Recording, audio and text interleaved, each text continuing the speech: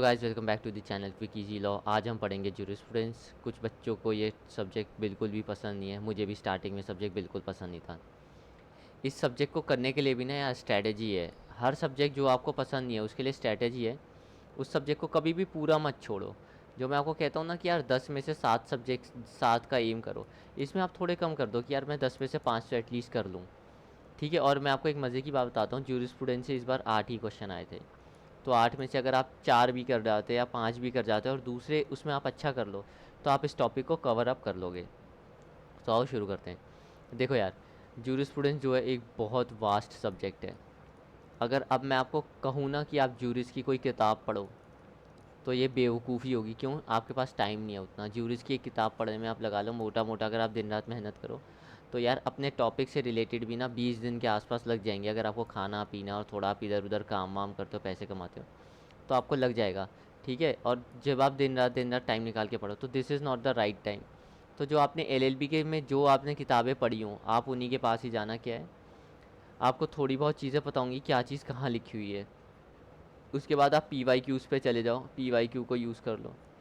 ठीक। सिलेबस के हिसाब से ही पढ़ो भाई, सिलेबस लेके बैठो। मेरी हर टॉपिक पे एक वीडियोस बनी हुई है, आप उन वीडियोस को भी देख सकते हो।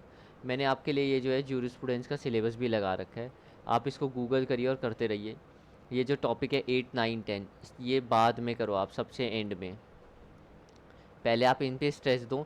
और शुरू करने के बजाय मैं आपसे कहूँगा कि पहले आप, हमेशा क्रोनोलॉजी बता रहा हूँ, डायरेक्ट स्कूल्स पे मत जाना। स्कूल से और 2 से 3 क्वेश्चन आते हैं, पर ये बहुत वेग लंबा टॉपिक है। पहले इसको तैयार करना, ठीक है, फिर इसको तैयार करना, फिर इसको तैयार करना, फिर इसको तैयार करना, चौथा जो मैं लिख रहा हूँ, ठीक है, लाइबिलिटी का तैयार करना। फिर आप 6 पे आ जाना। और ये सारी की सारी जो है मेरी जो वीडियो डली हुई है ना यूट्यूब पे, फ्री ऑफ कॉस्ट है, आप जाके उन्हें रेफ़र कर सकते हो। दोस्तों, usage represents the twilight stage of stream, custom begins where usage end. ये किसने कहा है? जूरिस्प्रूडेंस में ना हमारे पास तुक्के मारने के ऑप्शंस नहीं होते, एलिमिनेशन का ऑप्शन नहीं होता, इसलिए हमें जूरिस्प्रूडेंस मुश्किल लगता है। जो चीज़ मुश्किल लग रही है ना, उसके पीछे का पहले तो रीज़न पता लगाओ, ऐसा क्यों है। ठीक है, उससे क्लैरिटी। इसीलिए जो है या तो हमें पता होगा या नहीं पता होगा। तो इसका आंसर जो हो गया स्टार्क हो गया। 71। Who among the following jurist is the main exponent of organic theory of personality. तो इसका आंसर जो है वो है जियर्क। ठीक है, क्या नाम है इस बंदे का? जियर्क। Question number 86। Arrange the following jurists in the chronological order of their year of the birth. यार देखो, क्रोनोलॉजिकल ऑर्डर के ना क्वेश्चंस बहुत सारे आ रहे हैं। अगर आपको जूरिस्ट पूरा छोड़ना भी था और आपने पी वाई क्यू सॉल्व किया हो, तो पिछली बार भी क्रोनोलॉजी का क्वेश्चन आया था। 24 से पहले की बात कर रहा हूँ मैं, बिफोर 2024 की मैं बात कर रहा हूँ आपसे। तो ये चीज़ आपको पता होनी चाहिए। ये क्वेश्चंस तो आपके लिए बोनेंजा है। वैसे ही इतना वास्ट टॉपिक है, तो जो चीज़ रिपीट हो रही है उसको तो आपको पता होना चाहिए। तो इसका जो आंसर है ये हो रखा है। आप भी अपने साथ चेक करेंगे, रीज़न बता रहा हूँ। आप इसके ईयर भी लिखिए, आपको चीज़ें याद होंगी। सिर्फ इन टिक्स पे भरोसा मत करिए, आप भी लिखिए। ठीक। क्वेश्चन 89। देखो, मैच लिस्ट 1 एंड 2। यहाँ क्या है, labour theory, metaphysical, historical, natural theory दे रखी है। और ये जो है पूछिए कि property arose by taking care. ये क्या है ना, ओनरशिप और पोजेशन के साथ ना हमने थ्योरीज पढ़ी थी। ठीक है, वहाँ से ये चीज़ जो है पूछी गई है। ठीक। इसका जो है आंसर हो रखा है ए का 4, बी का 3, सी का 2, डी का 1। ये जो है, आप जब इसका सॉल्व करोगे, इस थ्योरी को लिखना, इसका मतलब समझना, थ्योरी को लिखना मतलब समझना। और चाहे तो एक बार इन थ्योरीज़ को गूगल करके पढ़ लेना। पर लिखना यही चीज़ें क्या है, जितनी शॉर्ट में चीज़ें लिखोगे उतनी ईजिली रिवाइज हो जाएगी। ये मैंने लिखा है concept of property, ownership and possession. जो मेरी यूट्यूब की वीडियोज़ हैं उसमें ये चीज़ें मैंशनड है। आप वहाँ से जाके भी जो चीज़ इस बार नहीं आई है पूछ लो, वो टॉपिक अब आ सकते हैं। Question number 111।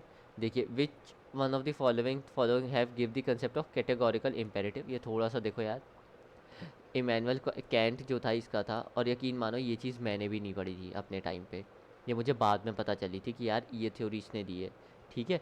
तो क्या है, कुछ क्वेश्चंस के लिए आप चिंता मत करना है। ये है वैसे बहुत बेसिक सी चीज़, पर आपसे क्या कह रहा हूँ, सोचो मैंने भी ये बेसिक चीज़ नहीं देखी थी या मैंने इसको इग्नोर कर दिया था, है ना। तो स्ट्रेस नहीं करना होता। हर बंदा अपने हिसाब से पढ़ता है, हर किसी की तैयारी अलग होती है।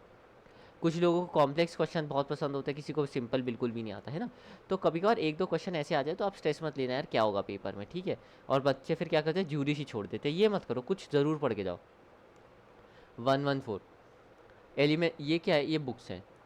अब मैं आपको एक बात बताता हूँ, अगर आप बुक्स के बारे में अब आप कह रहे हो यार कितना मुश्किल है, नहीं यार, इन्होंने ना PYQ में जो है पिछले कम से कम 2 से 3 साल से इन्होंने जो है नया लाए हैं कि भाई हम बुक्स पूछेंगे।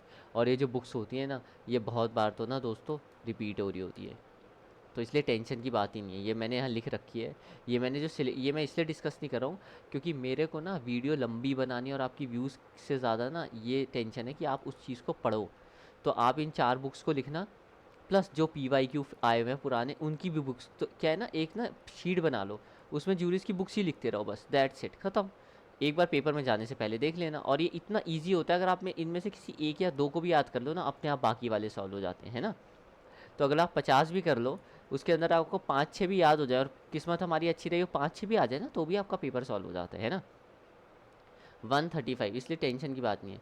Law is an ordinance of person for the common good made by him who has the care of community and promulgated.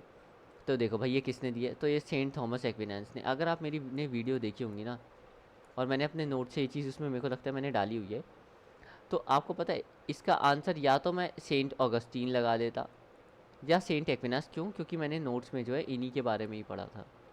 कभी भी बहुत बार ऐसे होता है, ब्लाइंड तुक्का ना मत लगाना यार, कि चलो बी कर देता हूँ, सी कर देता हूँ।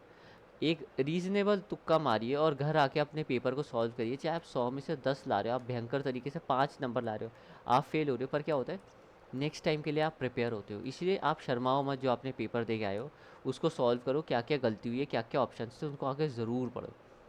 So thank you guys for watching this video. I hope आपको ये चीज़ बहुत अच्छे से पसंद आई होगी, आपको ये सीरीज़ समझ आ रही होगी। जूरिस्प्रूडेंस को ना यारो, मैं आपको वही चीज़ कहूँगा, अपने LLB के कंसेप्ट पे जाओ, LLB वालों पे करो। नहीं पढ़ा है आपने, बिल्कुल भी जूरिस नहीं पढ़ा है, तो फिर आप मेरी यूट्यूब की वीडियोस देख लो।